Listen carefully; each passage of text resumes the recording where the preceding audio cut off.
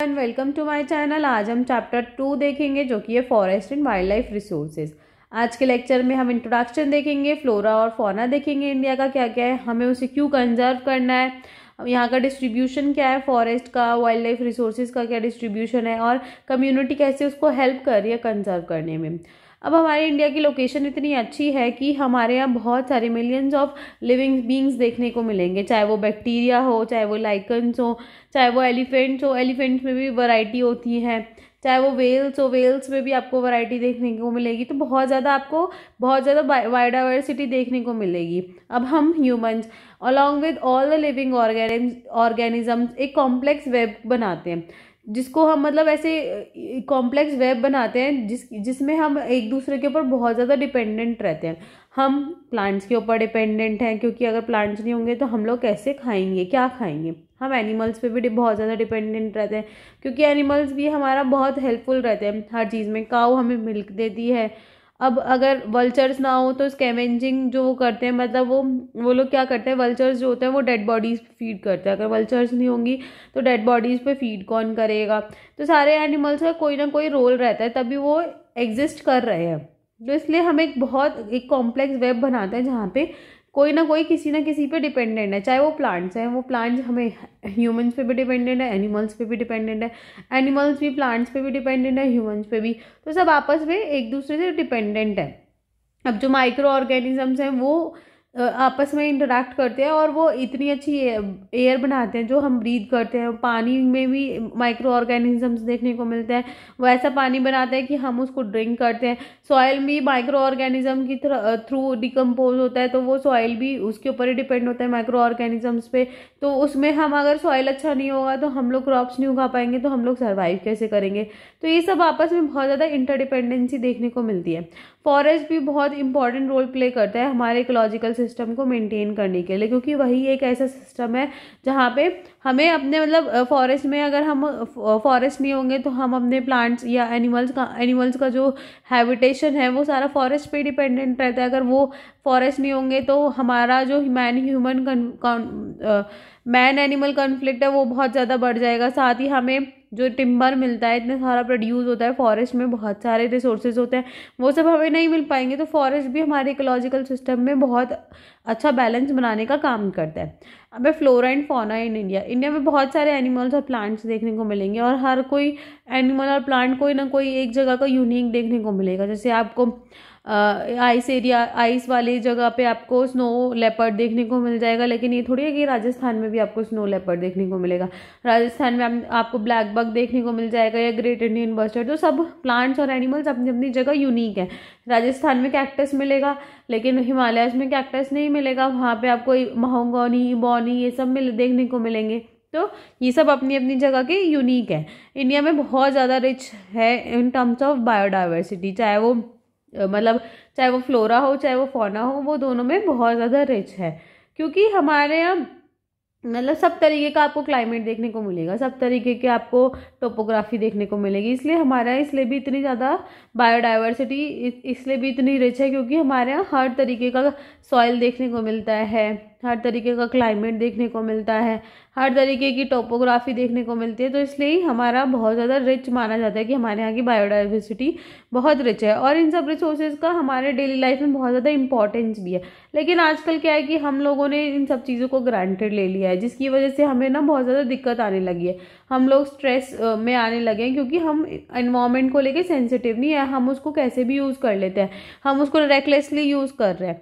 तो यही सब की वजह से कंजर्वेशन की बात आ जाती है। अब कंजर्वेशन ऐसा नहीं है कि आज के टाइम से शुरू हुआ है, कंजर्वेशन तो बहुत टाइम से पहले से ही हम लोग बोल रहे हैं कि कंजर्व करो एनवायरनमेंट को कंजर्व करो। आज के टाइम पे तो क्लाइमेट चेंज इतना हो रहा है, तो इसलिए ज़्यादा कंजर्वेशन पे फोकस किया जा रहा है। लेकिन कंजर्वेशन की नीड तो पहले से भी है, लेकिन अब बहुत ज़्यादा हाईलाइट हो गया है, क्योंकि अब बहुत ज़्यादा पॉपुलेशन बढ़ गई है, बहुत ज़्यादा रेकलेस यूज़ हो गया है। तो अगर हम कंजर्वेशन करेंगे तो हमें हमारा जो इकोलॉजिकल डाइवर्सिटी है और हमारा लाइफ का सपोर्ट सिस्टम जैसे कि वाटर, एयर, सॉइल, इन सबको भी कंजर्व करना पड़ेगा ताकि हम अपनी जेनेटिक डाइवर्सिटी को बचा सके, ताकि हम बेटर ग्रोथ कर सके, हमारी डिफरेंट स्पीशीज़ को आगे बढ़ा सके, हम डिफरेंटली ब्रीड करा सके ताकि फ्यूचर जनरेशन भी उस चीज़ को देख सके या उसका यूज़ ले सके।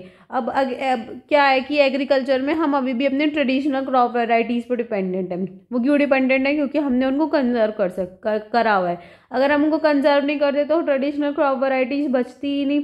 अब जो हमारी फिशरीज़ हैं वो भी हमारे एक्वेटिक बायोडाइवर्सिटी पे डिपेंडेंट है, क्योंकि हम उसको मेंटेन कर रहे हैं।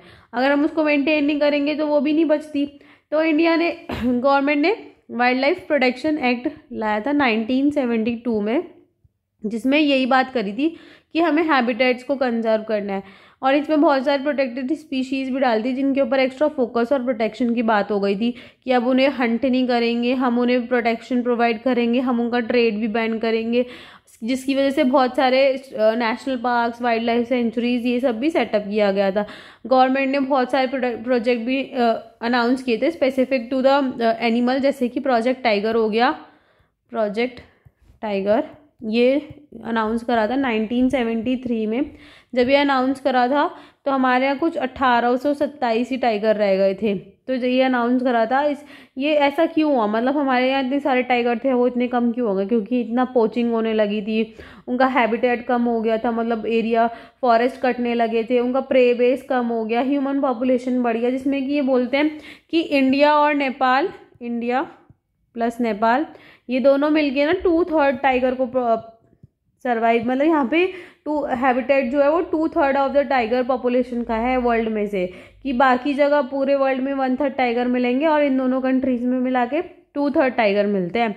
तो हमारे यहाँ बहुत सारे प्रोजेक्ट स्टार्ट करे थे, उसमें से प्रोजेक्ट टाइगर तो सबसे ज़्यादा इम्पॉर्टेंट था। बाकी उसके लिए भी करा था, राइनोसॉरस के लिए भी करा था, क्रोकोडाइल्स के लिए भी करा था। इन सबको मतलब प्रोटेक्टेड लिस्ट में डाल दिया कि अब हम इनको ऐसे हंट नहीं कर सकते। लीगल प्रोटेक्शन मिल गई थी उनको हंटिंग की और ट्रेड करने की।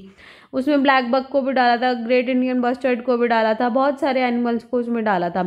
तो ये वाला जो ये है ना कि वाइल्ड लाइफ प्रोटेक्शन एक्ट आने से इनको लीगल प्रोटेक्शन मिल गया कि अगर कोई हंटिंग कर रहा है तो हम उसके ऊपर केस कर सकते हैं। अभी जो कंजर्वेशन प्रोजेक्ट है ये ऐसा नहीं होना चाहिए कि मतलब सिर्फ कंजर्वेशन देख रहा है, ये बहुत ज़्यादा इंटेंसिव होना चाहिए। सिर्फ कंजर्वेशन एज अ बायोडाइवर्सिटी के ऊपर न देखे बल्कि उसके सारे कंपोनेंट्स पे देखता है कि मतलब आप उसके सारे कंपोनेंट्स देखो कि उसका हैबिटेट भी बच रहा है ना, या उसका प्रे बेस है कि नहीं है, कि सिर्फ हंटिंग मत देखो, ये देखो कि उसका प्रे बेस है।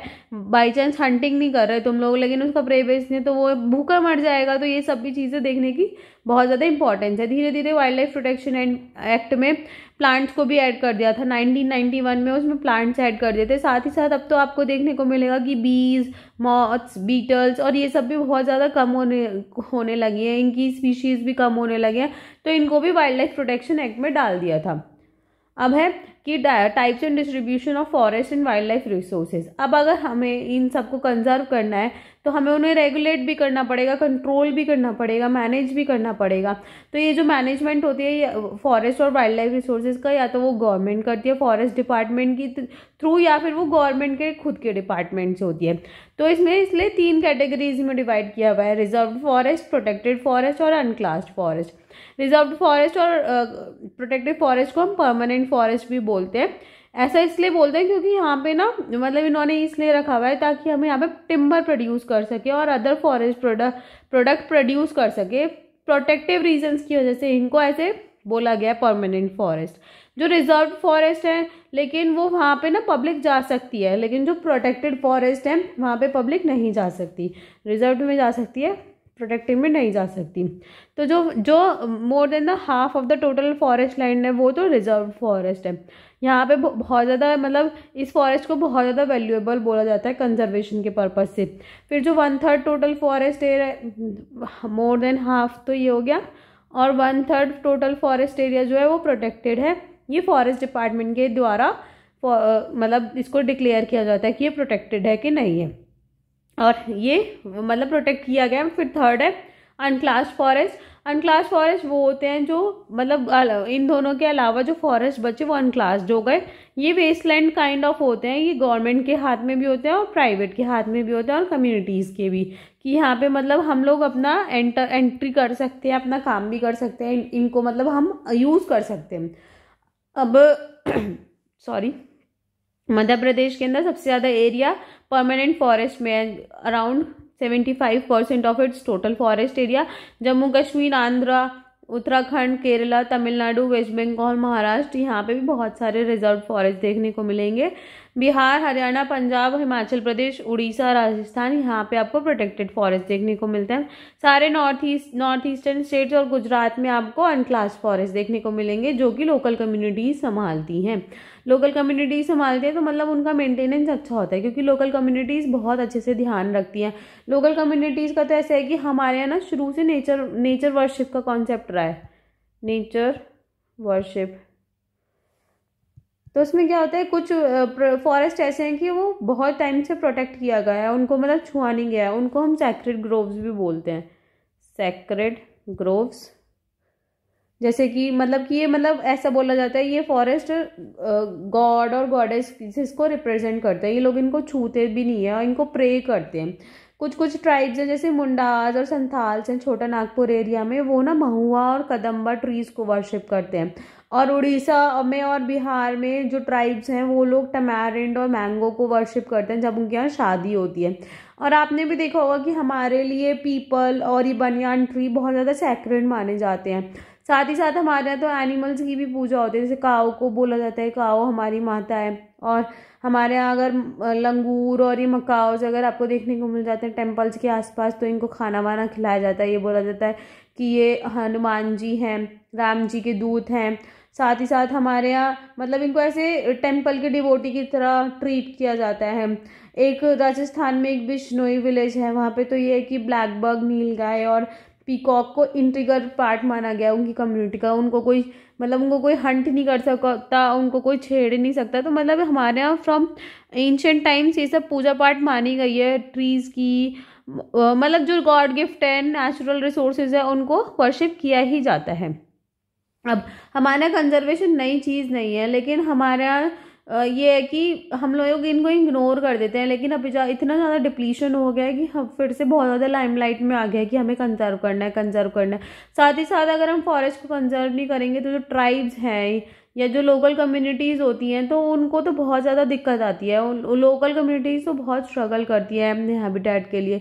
जब ब्रिटिशर्स हमारे कंट्री में आए थे तब तो बहुत ज़्यादा लड़ाई हुई थी, बहुत सारे रिबेलियन हुए थे, जैसे संथाल रिबेलियन या फिर बहुत सारे मतलब बहुत मुंडा रिबेलियन, बहुत सारे रिबेलियन हुए थे इस चीज़ को लेकर ही कि वो लोग फॉरेस्ट को काटते थे, उनके सामान को उनको यूज़ नहीं करते रहते। तो ये शुरू से ही होता आया है। अब सरिस्का टाइगर रिजर्व है राजस्थान में, वहाँ के लोगों ने फाइट किया माइनिंग के लिए। वो लोगों ने कहा कि हम लोग माइनिंग नहीं करने देंगे। विलेजर्स ने खुद ही प्रोटेक्ट करा अपना हैबिटेट और गवर्नमेंट की इन्वॉल्वमेंट को रिजेक्ट कर दी। कुछ जो लोग थे वहाँ पे 5 विलेजेस थी अलवर डिस्ट्रिक्ट में, उन्होंने 1200 हेक्टेयर का लैंड को ऐसे बोल दिया कि ये भैरवदेव ढाका सेंचुरी है। वहाँ पे उनकी खुद की रूल्स एंड रेगुलेशंस चलती हैं और वहाँ पे वो हंटिंग भी अलाउ नहीं करते और बाहर के इंक्रोचमेंट भी अलाउ नहीं करते। तो ये लोकल पीपल खुद ही प्रोटेक्ट कर रहे हैं अपने लैंड को। तो इसलिए हमारे यहाँ शुरू से ही बोला गया है कि नेचर वर्शिप करनी ही करनी है। और साथ ही लोकल लोगों को तो लगता ही है कि हम अपना हैबिटेट को कंजर्व करें, फिर वरना वो कहाँ जाके रहेंगे। दूसरा ये चिपको मूवमेंट हुआ था हिमालयाज में, वहाँ पे भी पेड़ काटने नहीं दिए थे लोग, मतलब पेड़ से जाके चिपक गए थे और वहाँ पे उन्होंने बोला था कि हम लोग यहाँ डेवलपमेंट नहीं होने देंगे। बीज बचाओ आंदोलन हुआ था टेहरी में और नवदन्या हुआ था। इन्होंने भी यही दिखाया था कि हमने यही दिखाया था कि हम केमिकल्स को यूज़ नहीं करेंगे, सिंथेटिक केमिकल्स को, हम नॉर्मल अपनी खुद की खाद से डाइवर्सिफाई करेंगे अपनी क्रॉप प्रोडक्शन को, लेकिन हम सिंथेटिक केमिकल्स नहीं यूज़ करेंगे ताकि उनका सॉइल कंजर्व हो सके, वरना सॉइल तो ख़राब हो जाता है अगर हम केमिकल्स यूज़ करते हैं। इंडिया में तो जॉइंट फॉरेस्ट मैनेजमेंट भी एग्जाम्पल है बहुत अच्छा, जहाँ पे कम्युनिटीज़ ने आपस में मिलकर रिस्टोर किया डिग्रेड फॉरेस्ट को। और ये ऐसा नहीं कि ये जॉइंट फॉरेस्ट मैनेजमेंट अभी से आई है, 1988 से है, जब ओडिशा ने पहला जॉइंट फॉरेस्ट मैनेजमेंट का प्रोग्राम दिया था। यहाँ क्या होता है कि लोकल जो लोग होते हैं वो अपने आप ही प्रोटेक्शन एक्टिविटीज़ देखते हैं डिग्रेडेड लैंड की, और फॉरेस्ट डिपार्टमेंट उनको मैनेज करता है। इसके बदले क्या होता है कि जो ये कम्युनिटीज़ होती हैं वो इंटरमीडिएरी एक्ट करती हैं, वो नॉन टिम्बर जो फॉरेस्ट प्रोड्यूस होता है उसमें अपना शेयर ले लेती हैं और सक्सेसफुल प्रोटेक्शन प्रोवाइड करती हैं। तो इन सब चीज़ों से यही लगता है कि जो लोकल कम्युनिटीज़ हैं उनको अगर हम उनको साथ में नहीं लेंगे और अपना अपना चलाते रहेंगे तो हम कुछ कहीं पे भी नहीं स्टैंड कर पाएंगे। हमारे यहाँ सिर्फ रिबेलियन ही रिबेलियन देखने को मिलेंगे। तो हमें लोकल कम्युनिटीज़ को लेना चाहिए। हमें ये सोचना चाहिए कि हमारी जो इकोनॉमिकल या फिर डेवलपमेंट एक्टिविटीज़ हो वो पीपल सेंट्रिक हो, वो इन्वायरमेंटल फ्रेंडली हो, वो इकोनॉमिकली रिवॉर्डिंग हो। ऐसा नहीं है कि हम डेवलपमेंट के नाम पे अंधे होते चले जाएं। हमें ऐसी डेवलपमेंट करनी है कि जो लोगों के लिए बेनिफिशियल हो। ऐसा नहीं है कि सिर्फ रिच के लिए बेनिफिशियल हो, वो दोनों के लिए बेनिफिशियल हो, रिच या पुअर या लोकल कम्युनिटी तो सबसे ज़्यादा। जहाँ तुम एक लैंड ले रहे हो, जहाँ तुम अपना काम कर रहे हो, उनके लिए बेनिफिशियल नहीं होगी तो फिर उसका कोई फ़ायदा नहीं है। वहाँ के लोग तुम्हें बद्दुआई देंगे, वो बुरी बुरी बातें ही बोलेंगे। तो इससे अच्छा है कि ऐसे काम ही नहीं करो कि लोकल कम्युनिटी अगर आपके साथ खुश है तो ही आप ऐसा डिसीजन लो। तो यही है कि लोकल कम्युनिटी को हमें सेंटर स्टेज लेवल पे रखना पड़ेगा डिसीजन मेकिंग के लिए, और हमें हर जगह लोकल कम्युनिटी को इन्वॉल्व करना चाहिए बिफोर टेकिंग एनी डिसीजन। आज का क्वेश्चन आंसर देखते हैं। Which one of the following conservation strategies do not directly involve community participation? Joint forest management, Beej Bachao Andolan, Chipko movement, demarcation of wildlife centuries.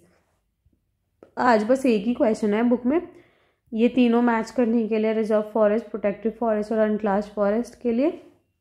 Last video के answers देख लेते हैं। Which one of the following is the main cause of land degradation in Punjab? Over irrigation. In which one of the following states is terrace cultivation practice? Uttarakhand. In which of the following states black soil is predominantly found? Maharashtra. Thank you for watching my video. अगर आपको मेरी video पसंद आती है तो like share and subscribe करें। Thank you.